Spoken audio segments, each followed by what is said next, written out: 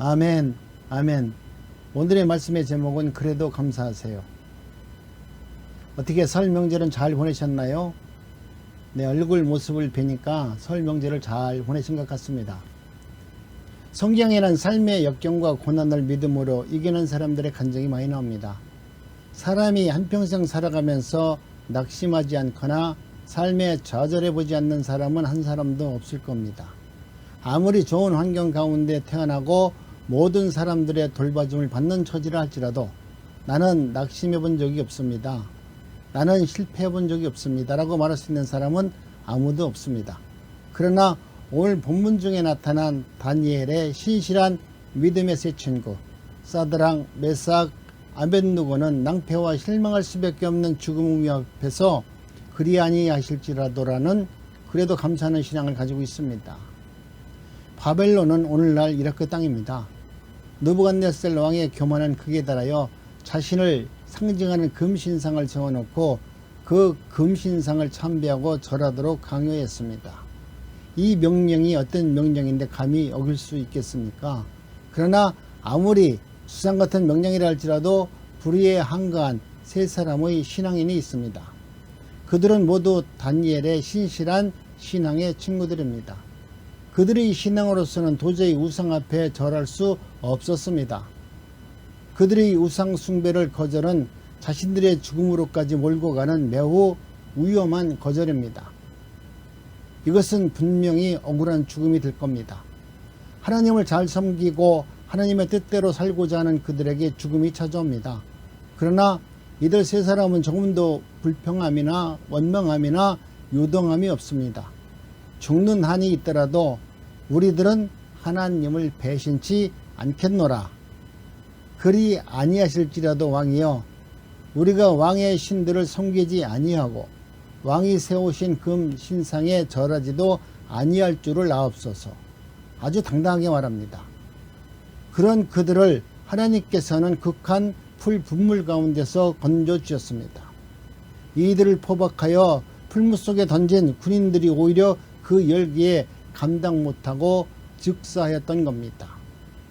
그래도 감사하는 것이 하나님의 뜻이란 사실을 사드락과 메삭과 아벳느고는 신앙을 통해서 분명히 우리들에게 교훈하고 있습니다. 우리가 하나님을 섬기지만 현재는 늘 어려울 수도 있습니다. 우리가 하나님의 자녀이지만 생명의 위협을 당할 수도 있습니다. 아니, 죽음을 경험할 수도 있습니다. 스데반 집사가 돌에 맞아 죽고 베드로가 십자가에 거꾸로 매달려 죽은 것처럼 우리도 죽음과 같은 고난을 만날 수 있습니다. 그러나 그리 아니하실지라도 그래도 감사하는 신앙을 가지면 우리도 믿음 안에서 승리할 수 있는 겁니다. 사망이나 생명이나 천사들이나 권세자들이나 현재일이나 장래일이나 능력이나 높음이나 깊음이나 다른 아무 피조물이라도 우리 주 예수 그리스도 예수 안에 있는 하나님의 사랑에서 끊을 수 없느니라. 로마서 8장 38절로 39절 말씀입니다. 그렇습니다. 몸은 죽여도 영혼은 능히 죽이지 못하는 세상의 위협을 여러분 두려울 것이 아닙니다. 성도의 바른 신앙은 세상에서 끊어지는 것보다 하나님 앞에 끊어지는 것이 더욱더 두려운 것입니다. 그리스도 안에서 범사에 감사하는 신앙이 생활 속에서 승리의 신앙입니다. 그리고 바로 그 같은 신앙이 그래도 감사하는 신앙입니다. 그러면 그래도 감사하는 신앙, 범사에 감사하는 신앙이 어떤 것인지 한번 살펴보겠습니다. 첫 번째, 구속. 감사를 철저히 깨닫는 데 있어서 그리 아니하실지라도 그래도 감사하는 신앙인이 되죠. 우리가 세상에서 가장 먼저 감사할 일이 무엇입니까? 그것은 다른 것이 아니라 내가 하나님의 은혜로 구원을 받았다라는 사실입니다. 죄로 말미암아 지옥의 형벌을 면치 못할 나를 하나님이 무조건적인 사랑으로 말미암아 모든 죄를 예수 그리스도 안에서 용서하시고 천국 백성을 삼으셨으니 어찌 감사하지 않을 수 있겠습니까? 그렇습니다. 우리의 감사의 진정한 출발은 구원받은 감격에 있습니다. 이 구원의 감사는, 이 구속의 감사는 조건부 감사일 수가 없습니다. 이 구원의 감사를 잃어버린 감사는 뿌리 없는 거칠의 감사이며 외식적인 감사에 불과한 것입니다. 기독교의 진정한 감사는 하나님과 예수 그리스도의 관계를 정확히 정립하지 않으면 있을 수가 없는 것입니다. 성경이 우리의 과오를 만약에 들춰내고 지적해낸다면 우리 모두는 멸망의 자식이요 흑암의 백성이요 공중 권세를 잡은 자의 마귀의 종이 될 겁니다. 금수와 버러지 형상으로 살아갈 수밖에 없는 죄인들입니다. 이러한 오더를 하나님의 자녀가 될 수 있도록 그 외아들 예수 그리스도를 십자가에 매달려 죽게 하시기까지 내어주신 위대한 사랑을 오늘 우리는 감사하는 것이 마땅한 것입니다. 우리는 예수 그리스도의 핏값으로 하나님의 백성, 천국 백성이 된 것입니다. 하나님께서는 철저하게 자신의 목숨을 버려가면서까지 수많은 사람들과 비난과 조소와 핍박을 받으면서까지 참고 인내하시어 우리를 하나님의 자녀로 삼으셨다는 사실을 우리가 믿기만 하면 우리의 감사는 강요가 아니라 자발적으로 이루어지는 것이 마땅한 것입니다. 은혜를 받은 자가 감사를 느끼지 못하고 감사의 표를 하지 못한다면 그는 죽은 자요 짐승과 같은 사람입니다. 누가복음 17장 11절로 19절에 보면 10명의 문둥병자가 나옵니다. 그들은 모두가 불치병이며 천불로 여기는 문둥병을 걸린 죄인들이었습니다.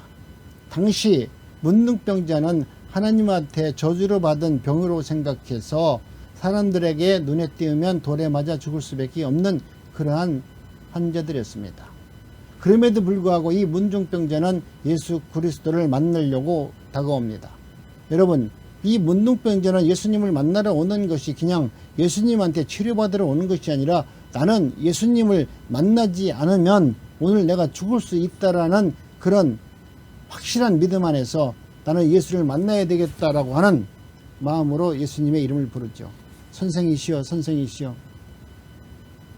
우리 예수님을 부를 때 그들은 그 예수님의 이름을 부르는 그 위에 자신의 생명을 담아 놓았습니다. 나는 예수님을 만나야만 살 수 있습니다. 그 예수님의 생명을 나도 얻고 싶고 그 예수님의 이름 앞에 이 더러운 육신을 다 내어드리니 주님, 나는 오늘 예수님을 못 만나면 죽더라도 내가 먼저 죽더라도 예수님을 만나야 되겠습니다 라고 하는 그러한 믿음으로 이 문둥병자는 예수님 앞에 나온 것입니다. 그런데 너희 중에 9명은 어디 있느냐? 그 중에서 10명 중에 9명은 하나님의 은혜 가운데 병의 치료를 받았지만 그들은 하나님 앞에 돌아와서 영광을 돌리는 자가 없었기 때문에 매우 안타까워 하셨습니다. 이것이 바로 우리 인간들이 갖고 있는 심성입니다. 자신의 영원한 생명, 다시 구원을 위해서 예수 그리스도의 이름을 부르고 내가 기도를 위해서 예수 그리스도를 부르지만 거기에 생명이 담겨져 있지 않으면 여러분 반드시 다시 세상으로 나가는 겁니다. 그러나 나는 예수님의 이름을 부르고 예수 그리스도 앞에 나올 때마다 내 생명을 그 이름 앞에 내어드리면서 나온 사람은 반드시 하나님 앞에 감사하는 마음으로 나오게 되는 것입니다. 세상적으로 잘 되는 것보다 하나님 앞에서 잘 되는 것이 더 중요합니다. 기적적으로 건강을 회복하는 것보다 내가 하나님의 구원을 받은 것이 훨씬 더 중요합니다. 영생을 가졌음을 감사할 줄 아는 성숙한 믿음을 가지시기 바랍니다. 두 번째는 협력해서 선을 이루는 믿음으로써 그리 아니하실지라도 감사가 흘러 넘치는 겁니다.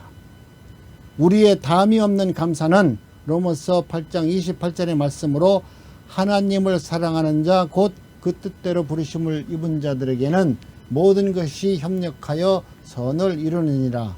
이 말씀 속에 담겨져 있습니다. 이 말씀을 생활 속에서 적용하면서 살아가는 성도는 절망이 없습니다. 마치 사드락과 메삭과 아벳노고가 그리 아니하실지라도 신앙과 같은 신앙을 가지게 되는 겁니다.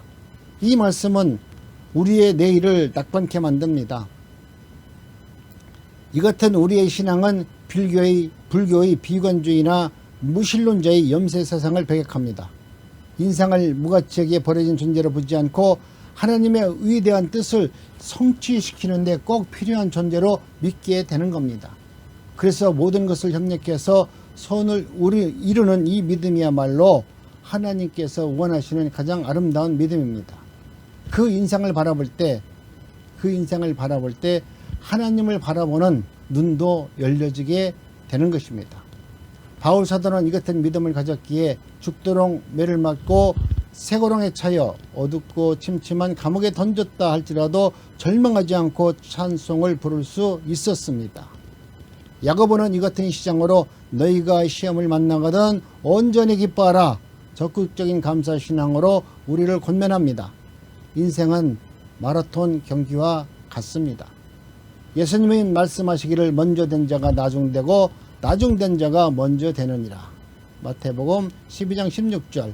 한 번 앞선다고 해서 끝까지 앞서는 것이 아닙니다. 한 번 앞섰다가도 뒤로 밀려내는 것이 인생입니다. 그러므로 여러분, 우리 인생에서 도중에 어떠한 낙심된 일이 있다 할지라도 그리 아니하실지라도 라는 믿음을 통해서 다시 한번 일어나 달리시기 바랍니다. 로마서 8장 28절에서 어떤 사람이 어떻게 그리 아니하실지라도 신앙을 가지고 있는지에 대해서 말씀해 주고 있는 겁니다.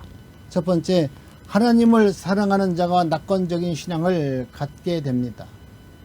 하나님을 사랑하는 자란 하나님에 대한 인간의 태도를 말합니다. 다시 말해서 믿음 안에서 살아가는 자는 하나님을 사랑하는 자요, 하나님의 말씀에 순종하는 자가 바로 하나님을 사랑하는 자다라고 말씀을 합니다. 두 번째, 그 뜻대로 부르심을 입은 자가 그리 아니하실지라도 믿음을 가지고 사는 것입니다. 다시 말해 하나님의 자녀로 선택함을 받은 자들입니다. 예수 그리스도를 구주로 영접한 자라고 가리키고 있습니다. 세 번째는 모든 것이 협력하는 것을 믿음으로 낙관적인 신앙을 갖고 사는 자를 말합니다. 다시 말해서 생활 속에서 당하는 성공과 실패, 기쁜 일과 슬픈 일, 합격과 낙방, 가난과 부귀, 질병과 건강, 온갖 좋은 일과 나쁜 일, 이 모든 하나의 결과가 바로 하나님의 은혜 가운데 바로 구원의 성취를 말하는 것이고 하나님 앞에 감사하는 선한 열매를 맺기 위한 과정이라고 말합니다. 결과를 얻기 위해서 때로는 아프게도 하고 괴롭게도 하고 슬프게도 하고 쓰르게도 하고 힘들게도 한다는 겁니다. 이런 것을 다 우리 주님께서는 선한 과정을 통해서 하나님의 뜻을 이루는 구원의 성취 과정 안에 이런 일들이 담겨져 있다는 겁니다. 하나님의 뜻을 이루기 위해서, 영생을 얻기 위해서 하나님은 이런 과정을 담아 놓으셨고 이런 과정을 통해서 하나님의 은혜를 경험하고 구원에 감격하는 삶을 살도록 만드는 것입니다. 구약에 나오는 요셉은 모든 것이 협력할 줄을 믿고 살아갔던 그리 아니하실지라도라는 신앙을 갖고 있습니다. 그런 형제들로부터 부당한 미움을 받고 아버지 모르게 애굽의 노예로 팔려갔습니다. 머나먼 이국 땅에서 어린 나이에 아무런 희망도 힘이 없는 가운데 짐승처럼 천대받아가면서 고생을 하죠. 그러나 요셉은 나중에 천추의 원한이 맺어야 할 만큼 자신을 죽으려 했던 형들을 다시 만났을 때 형들에게 이렇게 말씀합니다. 나를 애굽에 먼저 보낸 것은 하나님의 뜻이 있다라고 말씀합니다. 형들이 애굽에 나를 판 것이 아니라 하나님께서 나를 애굽으로 일찍 보내신 것이다. 오히려 미워하고 복수를 하여야 할 형들에게 하나님은 요셉을 통해서 위로를 하고 있습니다. 그렇습니다.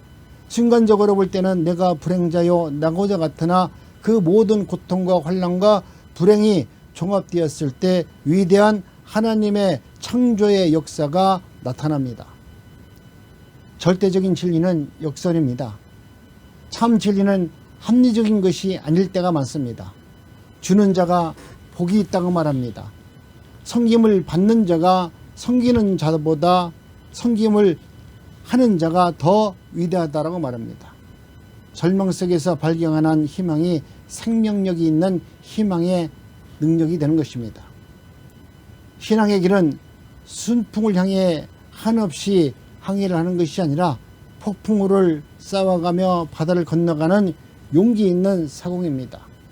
과거에 사는 인생보다 미래를 사는 인생, 적극적이고 희망적이고 신앙적입니다. 인생에 있어서 중요한 것은 실패냐 성공 그 자체가 아니라 그 성공과 실패를 대하는 내 마음의 자세가 너무나 중요합니다. 그러므로 현재를 보고 내일을 단정해서는 안 됩니다. 현재 때문에 내일을 비관하거나 포기해서도 절대 안 되는 것입니다. 협력해서 선을 이룰 줄 아는 참 신앙인에게 있어서 불행은 있을 수가 없는 겁니다. 불행이 가까이 다가오는 동안 모든 것이 오히려 협력해서 교훈으로 변하게 만드는 것이 그 하나님의 능력입니다. 협력해서 선을 이루어 주실 것을 믿는 믿음으로 사시기 바랍니다. 그러면 불행이 변하여 교훈이 되고 실패가 변하여 성공이 되는 놀라운 기적과 같은 큰 은혜를 체험하게 될 것입니다. 올 한 해 우리 앞에는 오직 감사와 찬양만이 있을 뿐입니다. 모든 불행과 시련과 환난은 우리에게 다가오자마자 인내와 연단의 과정을 거치면서 훌륭한 교훈으로 변화가 될 겁니다. 진정한 범사에 감사할 수 있는 성숙한 신앙인이 될 것입니다. 신실하신 하나님의 사랑을 믿는 우리 난곡중학교 성도 여러분, 올 한 해 그래도 감사라는 이 표현처럼 모든 일에 감사하는 참 그리스도인들이 되어주시기를 주님의 이름으로 소원합니다.